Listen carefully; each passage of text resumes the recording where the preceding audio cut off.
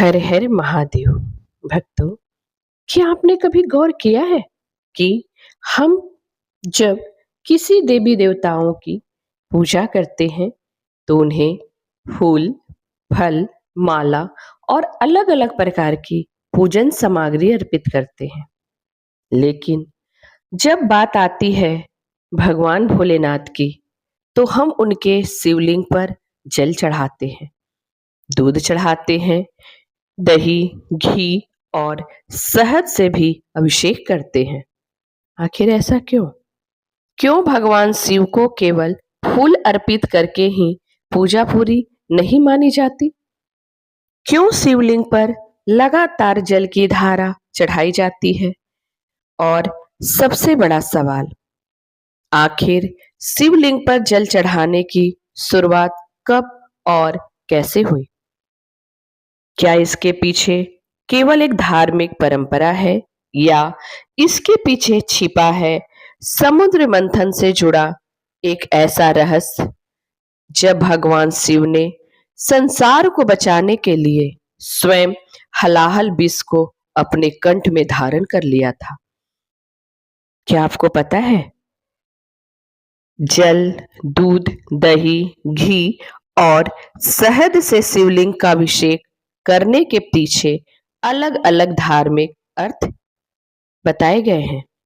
आखिर इन चीजों को ही महादेव को क्यों अर्पित किया जाता है? तो भक्तों, आज की इस वीडियो में हम जानेंगे शिवलिंग पर जल चढ़ाने की असली कथा क्या है, जलाभिषेक की परंपरा कैसे शुरू हुई, पंचामृत अभिषेक का क्या महत्व है और शिवलिंग पर जल चढ़ाते समय कौन कौन सी बातों का ध्यान रखना अति आवश्यक है। तो भक्तों, वीडियो को अंत तक जरूर देखें, क्योंकि वीडियो के अंत में हम आपको बताएंगे शिवलिंग पर जल चढ़ाते समय कौन सा मंत्र बोलना चाहिए और कौन सी छोटी सी बात आपकी पूजा को और भी भावपूर्ण बना देगी। तो भक्तों, कहानी उस समय की है जब देवताओं और असुरों ने मिलकर समुद्र मंथन करने का निर्णय लिया था। उद्देश्य था समुद्र से निकलने वाला अमृत प्राप्त करना। मित्रांचल पर्वत को मथनी बनाया गया, वासुकी नाग को रस्सी बनाया गया और फिर शुरू हुआ समुद्र मंथन। एक तरफ देवगण थे तो दूसरी तरफ असुर। समुद्र से एक के बाद एक अद्भुत वस्तुएं निकलने लगी, लेकिन अचानक समुद्र के भीतर से एक ऐसा भयंकर विष निकला जिसे देखकर देवता और असुर दोनों भयभीत हो गए। यह विष था हलाहल। कहा जाता है कि उसका प्रभाव इतना भयंकर था कि उसकी ज्वाला से ही तीनों लोकों में संकट उत्पन्न होने लगा। देवगण परेशान हो गए, ऋषि मुनि चिंतित होने लगे, सृष्टि संकट में थी। तभी भगवान शिव के शरण में सभी देवगण पहुंचे। उन्होंने महादेव से प्रार्थना की, हे महादेव, अब केवल आप ही इस संसार की रक्षा कर सकते हैं। महादेव ने संसार की रक्षा के लिए उस हलाहल विष को अपने हाथों में लेकर पी लिया, लेकिन माता पार्वती ने उस विष को भगवान शिव के कंठ से नीचे नहीं जाने दिया। विष उनके कंठ में ही रुक गया और तभी से उनका कंठ नीला हो गया और इसी कारण भगवान शिव को नीलकंठ कहा जाता है। लेकिन भक्तों, यहां से कहानी और भी अद्भुत हो जाती है। विष की भयंकर गर्मी और प्रभाव को शांत करने के लिए देवताओं और भक्तों द्वारा भगवान शिव पर जल अर्पित करने की धार्मिक मान्यता प्रचलित हुई। इसी कथा से जुड़ी लोक धारणा में कहा जाता है कि भगवान शिव पर जल चढ़ाने की परंपरा का विशेष महत्व यहीं से शुरू हुआ था। और शायद यही कारण है कि आज भी सावन में जब कोई भक्त शिवलिंग पर जल चढ़ाता है तो उसके मन में यही भावना होती है, हे भोलेनाथ, जैसे आपने संसार के दुख अपने ऊपर ले लिया, वैसे ही हमारे जीवन की पीड़ा भी हर लीजिए। यहाँ एक बात समझना बहुत आवश्यक है। शिवलिंग पर जलाभिषेक की परंपरा को केवल समुद्र मंथन की कथा से जोड़कर देखना पूरी तस्वीर नहीं है। शैव परंपरा में अभिषेक स्वयं एक प्राचीन पूजा विधि है, तो लिंग पुराण की परंपरा के अनुसार शिवलिंग की पूजा और रुद्राभिषेक की विस्तृत विधियां मिलती हैं। अर्थात जल चढ़ाना केवल किसी एक घटना की याद नहीं है, यह भगवान भोलेनाथ की उपासना में अभिषेक की प्राचीन परंपरा का भी हिस्सा है।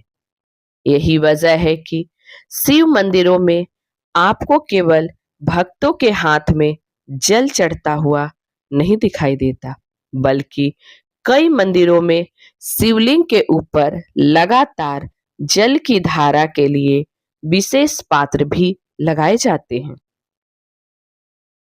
क्यों?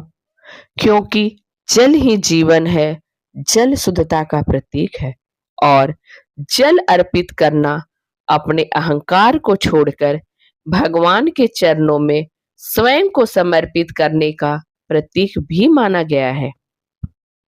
जब भक्त शिवलिंग पर जल चढ़ाता है तो उसके हाथ में केवल पानी नहीं होता, उसके साथ उसकी प्रार्थना होती है, उसकी चिंता होती है, उसका परिवार होता है, उसकी मनोकामनाएं होती हैं और सबसे बढ़कर उसके श्रद्धा होती है, उसका विश्वास होता है। इसलिए जलाभिषेक का वास्तविक अर्थ केवल यह नहीं कि हमने शिवलिंग को पानी से स्नान करा दिया, बल्कि इसका भाव है, हे महादेव, मेरे भीतर जो अशुद्धियां हैं उसे भी अपने चरणों में स्वीकार कर मुझे और मेरे मन को शुद्ध कर दीजिए। आइए जानते हैं कि शिवलिंग पर जल चढ़ाने की सही विधि क्या है। भक्तों, अगर आप शिवलिंग पर जल चढ़ाते हैं तो सबसे पहले एक बात याद जरूर रखें कि पूजा सामग्री से ज्यादा महत्वपूर्ण आपकी श्रद्धा और आपका भाव है।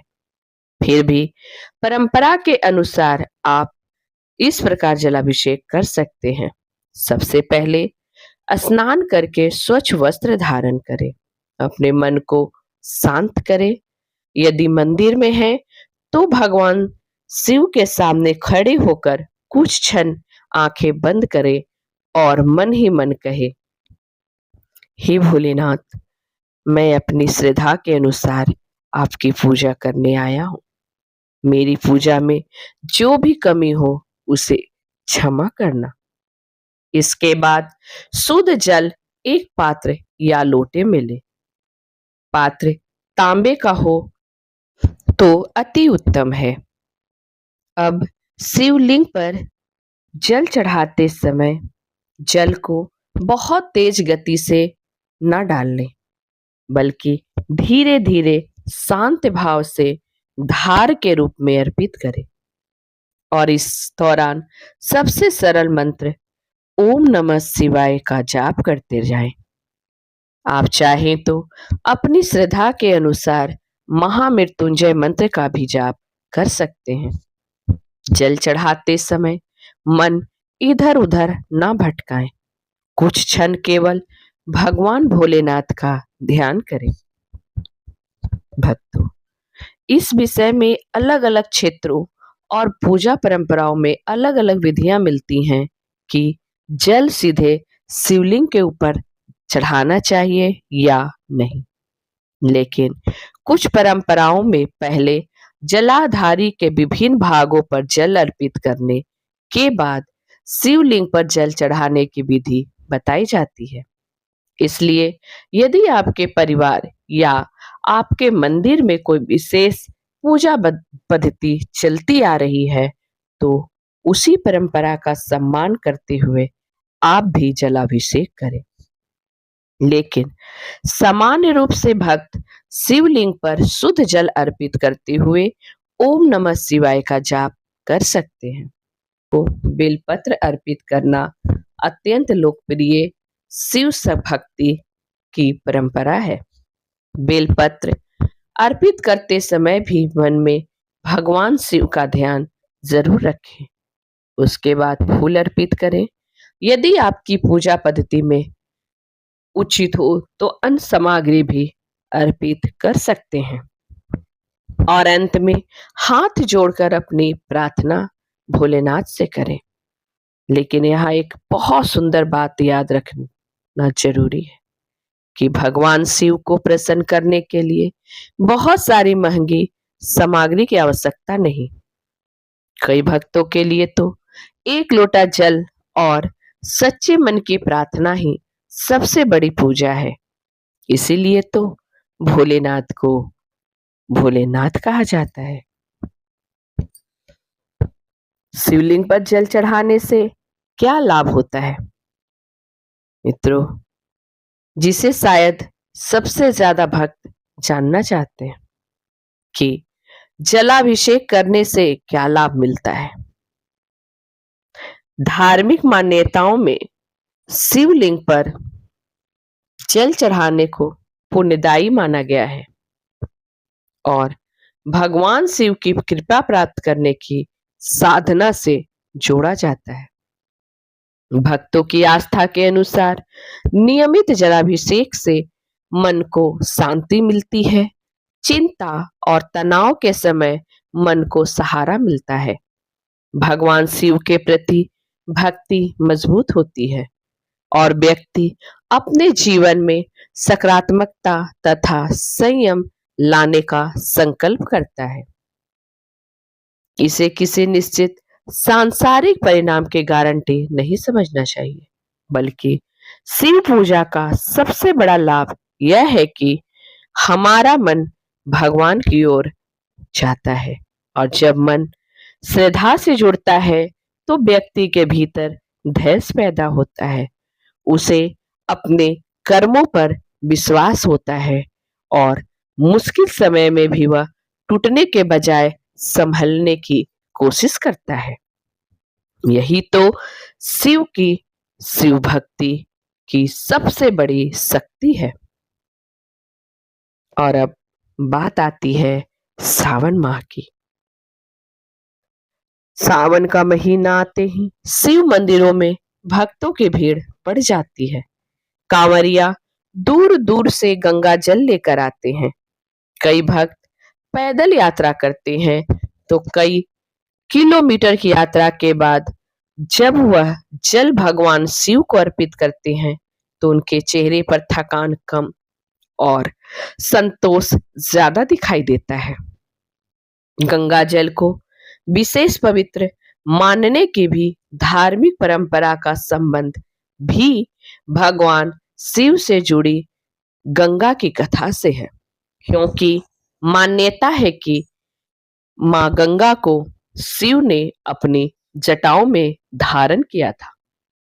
इसीलिए कांवरिया यात्रा में गंगा जल का विशेष महत्व दिखाई देता है।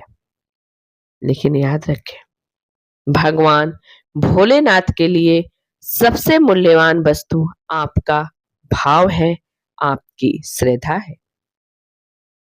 अगर गंगा जल उपलब्ध नहीं है तो आप शुद्ध जल से भी श्रद्धा पूर्वक भगवान शिव का अभिषेक कर सकते हैं।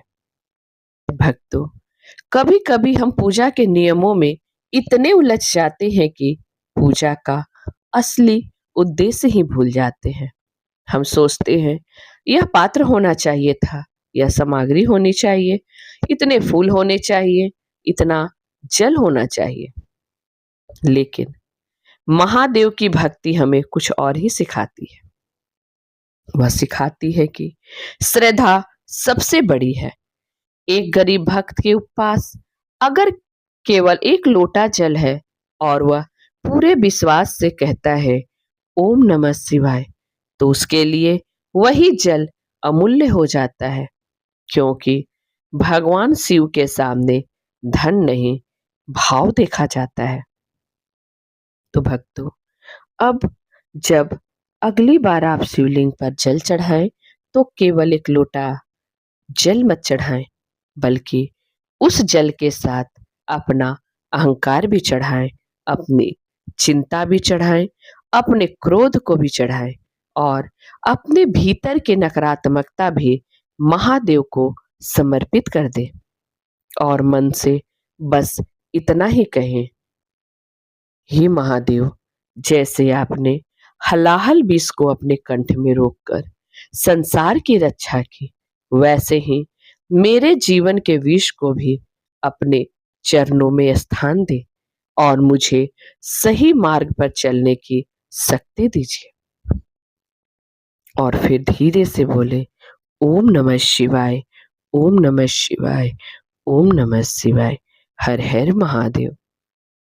और अगर आप चाहते हैं कि भगवान भोलेनाथ की कृपा आपके परिवार पर सदैव बनी रहे, तो पूरे विश्वास से कमेंट में जरूर लिखें हर हर महादेव, क्योंकि कभी कभी एक छोटा सा विश्वास भी इंसान को बड़ी से बड़ी मुश्किल के सामने खड़े होने की शक्ति देता है।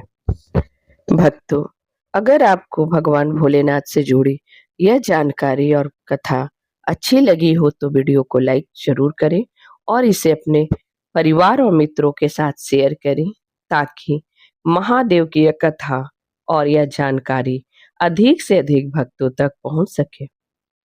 और अगर आप हमारे चैनल पर पहली बार आए हैं तो चैनल को सब्सक्राइब जरूर करें और बेल आइकन दबाना ना भूलें, ताकि भगवान शिव से जुड़ी ऐसे ही धार्मिक, रहस्यमयी और ज्ञानवर्धक कथाएं आप तक सबसे पहले पहुंचती रहे। हर हर महादेव। ओम नमः।